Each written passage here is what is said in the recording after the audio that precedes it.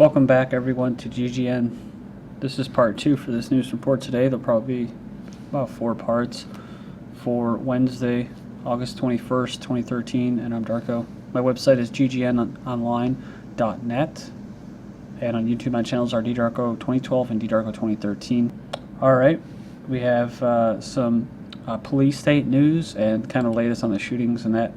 FBI trains cops to deal with mass shooters. Local cops are being taught to face gunmen head-on, alone if necessary. So it goes on, it says that the drill is part of a training program that the FBI is helping run for local law enforcement agents nationwide. Acting on a post-Newton White House directive, partnering with a Texas-based training center, the FBI has been teaching best practices for responding to mass shootings. Because this is just normal, right? This is being normalized. By doing this, not only do they, of course, legitimize the police state, but then they normalize mass shootings, like I said, to put a Band-Aid on it instead of asking the question, why is society so sick? Why are they doing this? What does it matter? The goal is to promote a standardized strategy as local police departments or revenue collectors, invariably the first officers to arrive, respond to such shooting.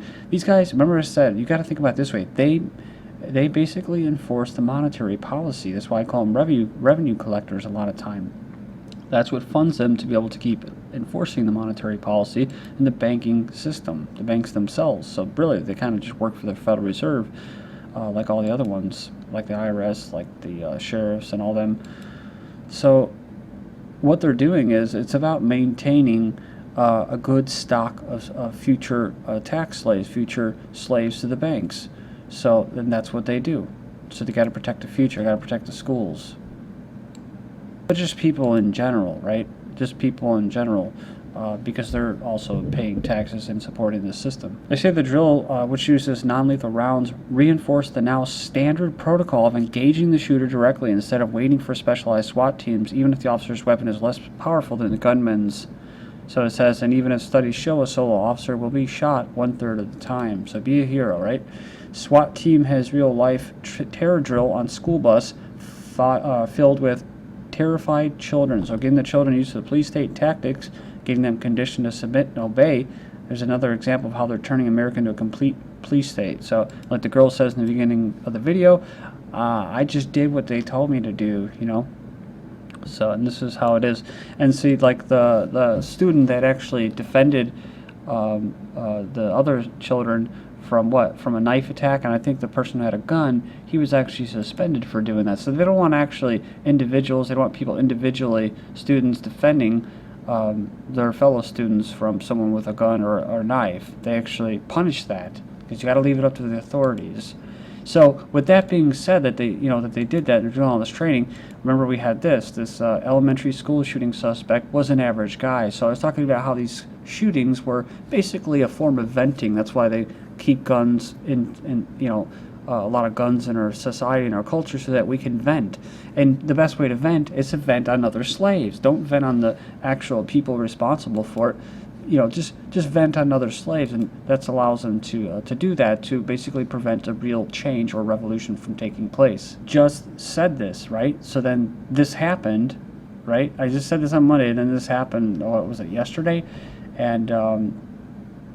And then, of course, they said he's an average guy, because a lot of average people sometimes feel like just going bonkers. I mean, yeah, it's best to not do it.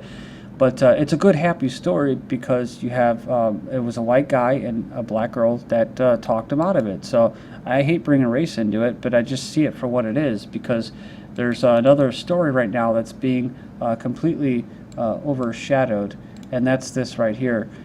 Basically, you have these two black guys, and basically this guy's a mulatto. They're calling him a white. He wasn't charged. These two were charged killing an Australian, cyclist? So, I'm sorry, a college baseball player that was out for a jog in Oklahoma. And here's another picture that I found of them. So this is supposedly, or this guy, I don't know, is the third guy.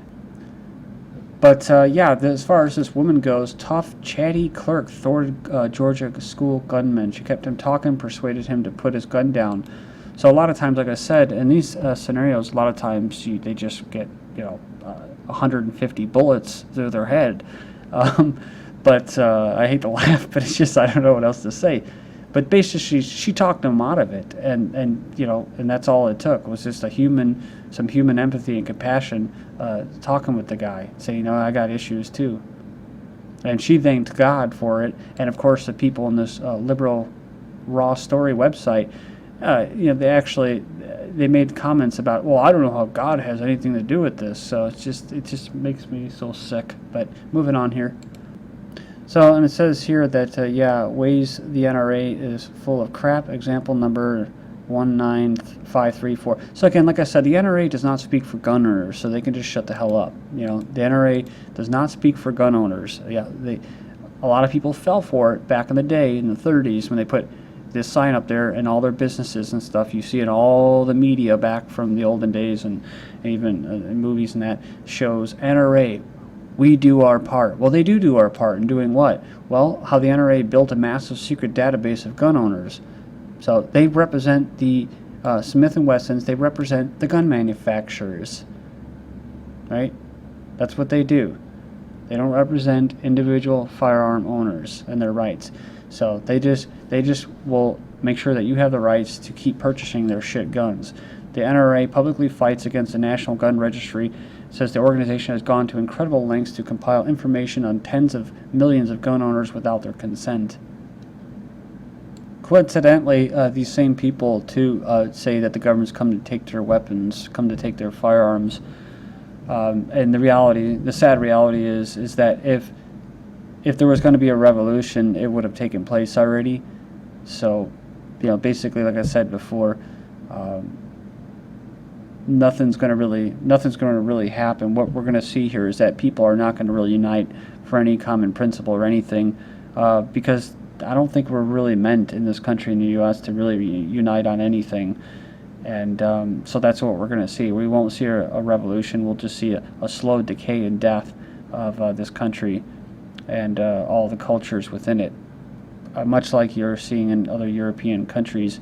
And out of the ashes will come this kind of, mega cities, smart cities, utopia run by scientists and elites, with all the races destroyed, the tribes, the bloodlines destroyed, families destroyed, and but hey, gays have their rights, transgenders have their rights, and everybody else besides white Europeans are being discriminated against. Now, I understand that African Americans are, they have their own issues to deal with. I'm not saying that doesn't exist here in the United States. But like I mentioned before, as a disclaimer, I'm white and I'm speaking for my fellow white people. So you got your own battles to fight. I got mine. So, but I'm trying to reach as many people I can with this message. So just take it for what it's worth. School security changes have parents dropping kids at the curb. But it goes on and says that, but enhanced security measures on public school campuses include the elimination of parents walking their children to classrooms after the first week of school. So it says here, I really want to take my son to class since it's the first time at school. It says here, they may have security, but I want to know where my kid's going at all times. Well, then don't drop it off at basically a re-education camp to be indoctrinated to be a future good tax slave then, right? But they can't, because they can't afford to send their kids to private school, or they can't afford to stay home, right? The woman or the man, whatever, can't afford to stay home and raise the kids. They have to be out, basically earning a living too. But it says here that, for example, one of them hasn't allowed parents to walk students for years, so it's okay, right? What are you talking about, It says here that the districts, they say that they're simply joining the ranks of many, so this is the this is the normal, right? From this point forward, parents of the young ones at the school will have to adjust. One obedient slave said, it doesn't surprise me one bit. All the security going around, all the things going on, it doesn't surprise me at all. Security guards to be posted at city's elementary schools. So this is from almost the beginning of this year, end of December. And I mentioned this before, that eventually you're going to have huge complexes where the children will basically be at for 5 days of the week. And then on the weekends, they'll get visitation rights. The parents will get visitation rights for their children.